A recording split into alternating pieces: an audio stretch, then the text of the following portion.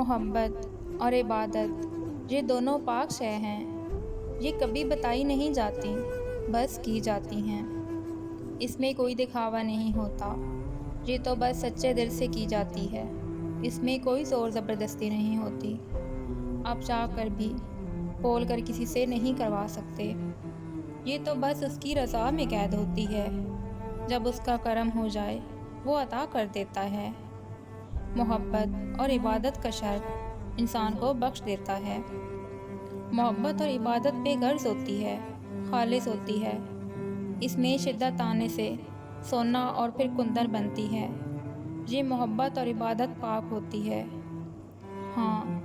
ان دونوں میں شراکت داری نہیں ہوتی، ان دونوں میں محبوب صرف ایک واحد و یکتا ہوتا ہے، جب وہ بلائے بس دیر نہ کرنا، لبیک کی صدا دینا، محبوب کی خوشی کے آگے سر خم کر دینا، اور جب واپسی ہو رخسار پر اشک جاری ہو جانا، لمحہ بھر میں لمحہ انتظار کی قید میں رہنا کہ کب وہ بلائے اور میں حاضر ہو جاؤں۔ محبوب جس چیز کا حکم دے بس وہ کرتے جانا، اور جس کام کا منع کرے